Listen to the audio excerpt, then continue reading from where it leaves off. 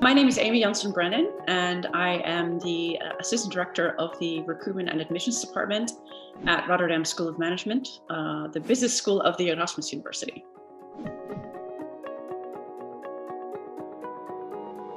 The number of applications that we receive every year actually varies, sometimes quite wildly. The last few years, we've becoming increasingly popular, especially among our bachelor admissions for our international business administration program, as well as the Dutch language program. This year for the IBA program, we received a record number of applications, about 20% more than last year.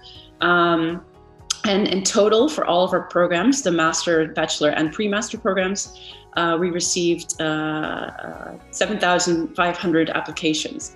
So quite a lot of applications. And if you ask us how many applicants actually are admitted, that also depends on the program. We have two programs that have a fixed capacity. So that means we can only accept X number of programs. That's the English language bachelor. We accept 650 students per year for that program, and our international management SEMS program. And for that program, we accept 70 students per year. The other programs, some of them are not capped, so that means we'll accept all students that apply that meet our requirements. And we have some other master programs that have a cap. It's not as rigidly fixed as it is for the IBA program or the IM SEMS program. So we have a bit of leeway on that. We currently have 14 master programs, Master of Science, and all of them, with the exception of one, all of our masters are English language, so they're all international programs. We have one part-time program taught in Dutch. Our largest master program is the Finance and Investments program. That one is capped, which means, we admit students on a first-come, first-served basis until X number of applications has been submitted. And then we close the program down, and we know from experience that number of applications will give us X number of students. I mean, and that is we call a soft cut, because it's not like a numerus fixus where the government has mandated we cannot admit one student more than the number we give. For these soft cut programs, we determine ourselves what our capacity is, and if it's a few above or below that number, then it's okay. So that's one of our soft cut programs, and then we also have several programs that actually are not capped at all. So that means we will accept all students that apply that meet the requirements.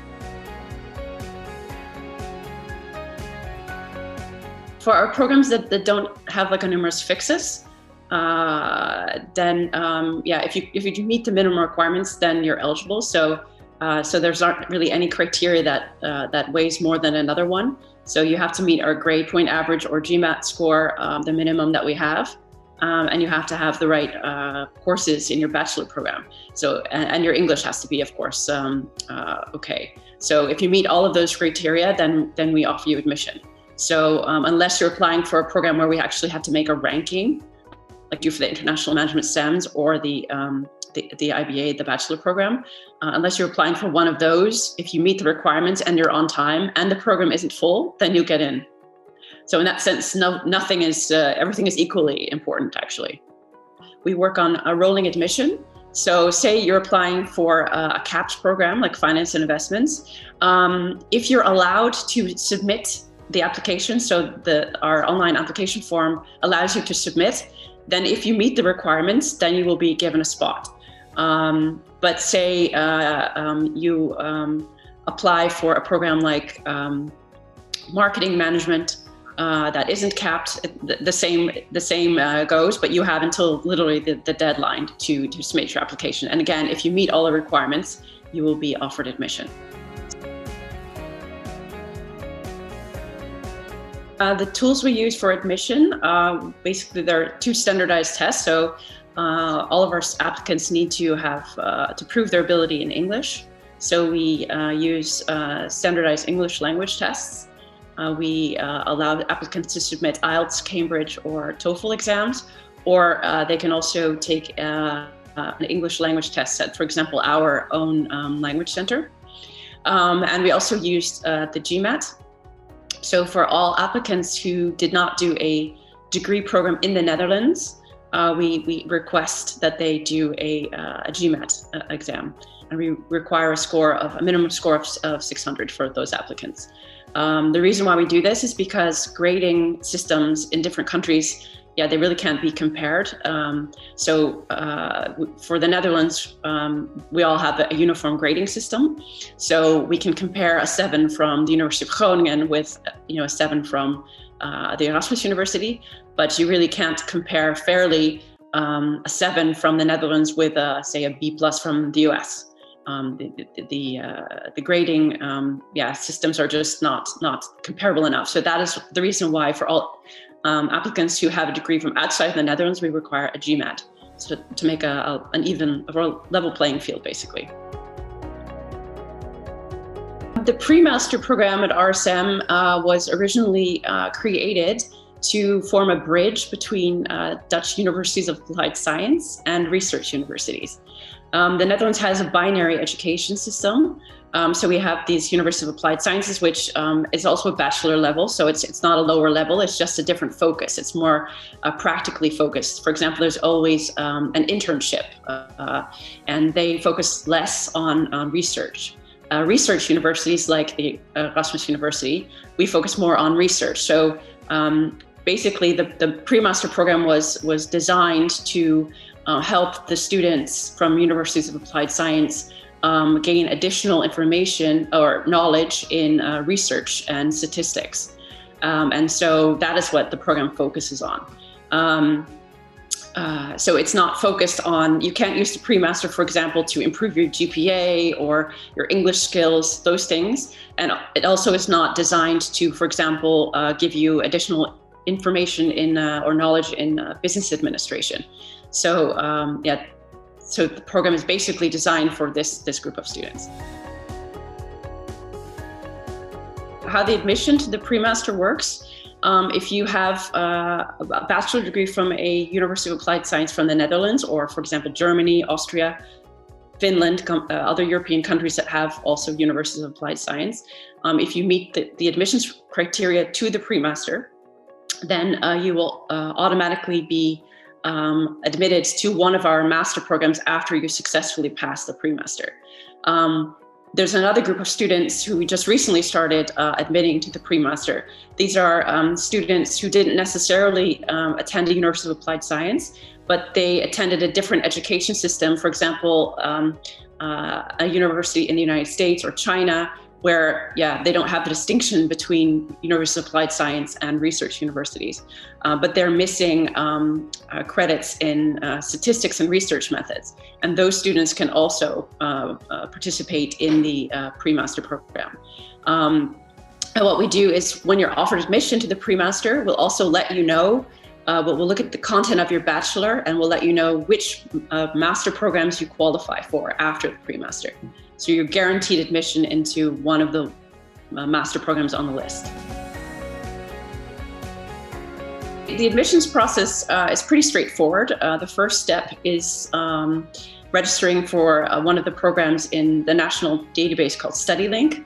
Once you do that, your information is sent into the university systems, and then you're sent a link to OLAF, which is our online application form. And that's where you actually create your application. Once you have created the application, within a certain number of days or sometimes weeks, somebody from the admissions office will look at your application and sort of pre-screen it. So they'll check to see, okay, do you have the standardized tests that you need? Do you have the, are transcripts, can we read them? Is everything in there? Do you have a CV? Have you submitted your passport? All of these things. So if your application is deemed complete, at least complete enough for it to be evaluated and assessed, then you'll get a notification. The majority actually of our applicants haven't actually completed their bachelor yet. So what we advise is that our applicants, say you submit your application already in October, you have almost a whole year left to finish with your bachelor. And so what we advise students to do in that case is to send us a list. It can just be an informal list, like in Word or something, of the courses they still need to complete, and add like the credits that will be earned for each class, so we can take that in consideration. And then we can consider those classes. And we can always give you an offer of admission that says, okay, because you haven't completed these courses, these have to be on your final transcript, because obviously someone who wants to apply for marketing and needs to have marketing, if they don't actually complete that marketing course, well, then they don't qualify for admission. So sometimes if that was the case, then we would add an extra condition in the offer of admission. We don't assess international, so non-EA diplomas any differently than we do diplomas from the Netherlands. The only thing is, non-EA programs tend to be built up a bit differently than European curricula. And European schools tend to be quite focused. So if you're studying business administration, you do only business administration for 3 years. Whereas if you studied, for example, business administration at a university in the United States, sometimes up to 2 years, sometimes even 3 years of a 4-year program are dedicated to other subjects. So there's a lot less business administration to be assessed. So in that sense, we don't assess them differently. But that is actually one of the reasons why we on our website we explicitly say how many credits, how many European credits do you need of a certain subject in order to be eligible. So that means we do a lot of converting foreign credits. So a US 1 credit obviously isn't as big as or the same as 1 European credit, but we have some conversion tables, so we know how many hours each credit is worth, so we can convert that pretty easily. So that's how we assess an application. Have you had enough hours of marketing? Have you had enough hours of finance? And in that sense, you can compare these programs, even though the content-wise this can be vastly different. Because we receive so many applications, as I mentioned before, say if you apply, 5 minutes after we open on the 1st of October, as you can imagine, the admissions staff is waiting to receive the first application. And so we jump on it and you might get an offer the same day. But if you don't apply for admission until, the peak, your application is going to be sitting in our system for a long time, sometimes a couple months, unfortunately, because we just don't have the capacity to process it any faster. If you have a complex application, so from an education system that we aren't familiar with, for example, we may have to send it to the NAFIC, which is the Dutch NERC, for advice. So they tell us, what is this? What's the level of this diploma compared to the Dutch education system? So that then your application, if your evaluation could take much longer. But say you're from Germany and you're from a school that we like, the University of Mannheim, for example, we've seen so many of these applications, and then it's we can assess your application very quickly. But we assess every application on a first come first served basis. So if you submitted on the 2nd of December, you will hear back earlier than someone who submitted their application on the 2nd of January, for example. The most common, I think, mistakes that we see are applicants who clearly did not read the information on the website. They submit their application with insufficient GMAT scores, for example, or English scores. We have sometimes students who apply for, I'll just say, strategic management, for example, which we require certain amounts of courses, and they have an engineering degree and had 0 business administration. If you read the website, you can already see that you obviously don't apply. You don't qualify for this program. So that I think is the biggest mistake. We also see students who apply. They wait until the last second, and they apply. It's sort of a rush, a panic submit, we call it, and they, for example, upload transcripts that are this big, so we can't read it. Things like that. For our International Management SEMS program, that is the most selective master program that we have an assessment. And in the past, we had live interviews for that, but because of COVID, we had to stop doing that. So I don't know if we will return to the live interviews or not. But at this moment, we ask those applicants to answer questions online. So we have pre-recorded questions, and then they have to answer the question. So it's not really an interview, but you do have to verbally answer questions like we're doing now.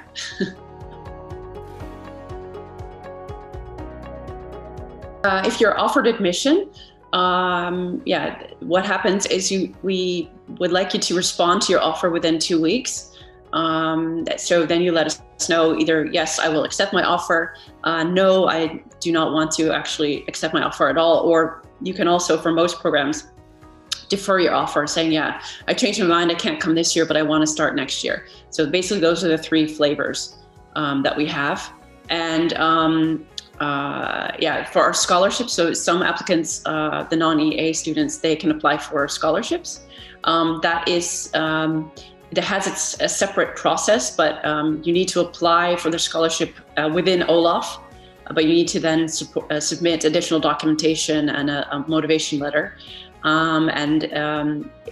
What happens is first we evaluate your application for eligibility, and if you are eligible for admission, then we would send your application on to the second part, which would be the scholarship assessment. And then you can sort of compete with the other applicants who would like to receive a scholarship. So if you're not eligible, then obviously we're not going to assess your application for a scholarship. What I would like to tell potential applicants is, we really feel like our application process is very transparent. We really take pride in that. We have put a lot of time and effort into the information we put on our website. So you can really make a self-assessment. I mean, unless you're applying to one of the really selective programs like SEMS or IBA, you should really be able to tell if you are admissible or not. So my biggest advice to students is to really read the information on the website. And the answers to most questions people have can also be found on the website. Because we have such a huge number of applications every year, we really encourage students before they contact us to try to find the answer to their question on the website, because in the peak periods, we really don't have time to answer questions. And I would say 95% of the questions that we get from students through email or the phone could have been found on the website. So yeah, that's my plea to students, I guess.